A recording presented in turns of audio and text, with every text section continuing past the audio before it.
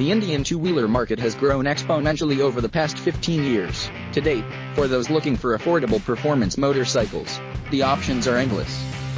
There is the KTM Twins, the Royal Enfields, and if you want to spend even less, then the Yamaha R15 and the TV's Apache RTR 200. But it hasn't always been this way. Bajaj was one of the first manufacturers to introduce the trend of affordable performance with the Pulsar range, and as they say, rest is history. But since then, their product portfolio has only expanded laterally in the 150 to 200 cubic centimeters space. Now, with the introduction of its new flagship, Dominar 400, Bajaj wants to climb up the displacement ladder, and while they're at it, replicate the success that the Pulsar range brought. Is the Bajaj Dominar 400 the right product to push the envelope with? The Bajaj Dominar 400 is rather unique in its design. The front, although longer than the rear section, isn't stretched as far out as a cruiser. In fact, it isn't close to the body like a street naked either. The foot pegs are not forward set and are placed exactly under the rider's seat, ensuring a comfortable riding posture. Overall, it isn't an out-and-out cruiser, neither is it a hardcore street naked. It is, in fact, a blend of the two, a perfect power cruiser if you will. And it is the stance of the motorcycle and the LED taillights that are somewhat reminiscent of the Ducati Dominar. The LED headlight is one of the many highlights of the Dominar, and it is undoubtedly the best in the business.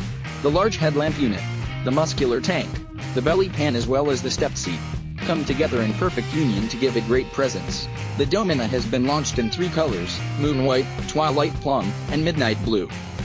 Aside from the white, the Dominar looks awfully understated in the other 2 colors. We wish it came with brighter color options. Except for the mirrors that have been borrowed from the KTM, the Dominar is put together with high-quality materials, giving it a premium feel. Once on the saddle, it is easy to get into a comfortable riding posture thanks to the wide handlebar and the bulky tank that is easy to grip. The seat isn't too soft. In fact, it is padded perfectly well for long riding hours. Behind the bar sits an all-digital instrument cluster that is easy to read. We wish it provided some more information though, like gear indicator, fuel efficiency, and average speed. The Bajaj Dominar 400 uses a 373.2 cubic centimeters single-cylinder liquid-cooled unit that has been derived from the KTM 390. But in this Avatar, it makes 34.5 bhp and 35 nanometers. It's really impressive that despite using the same block as the 390, the Dominar 400 feels a lot different.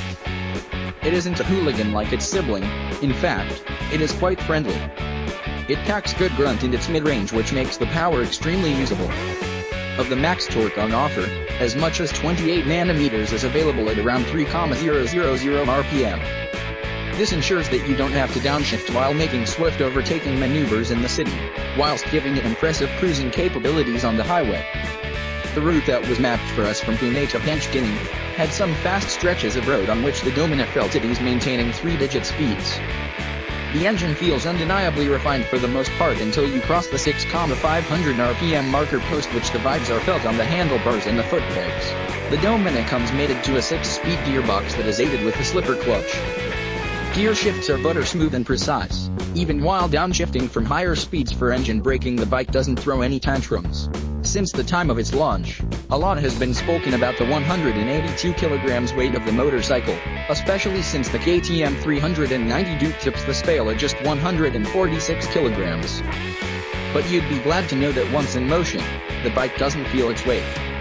The Dominar sports 43mm telescopic forks up front and a gas-charged monoshock setup at the back. While the front is aptly set up, the rear felt rather firm for my liking, especially considering the nature of the motorcycle. Over large potholes and horribly broken roads, the bike does tend to show some discomfort, which is easily transferred to your back. But the neutrally placed foot pegs allow you to easily stand up and power through. On the flip side, it is this attribute that gives it impressive handling dynamics. Despite its long 1,453mm wheelbase, it is easy to lean the bike into corners and find the right rhythm over a series of bends. The MRF rubber grips like glue, further inspiring confidence. Braking duties are performed by a 300mm disc up front and a 230mm one at the back, which do the job well. We love that the dual-channel ABS isn't very intrusive and kicks in at a later stage under hard braking.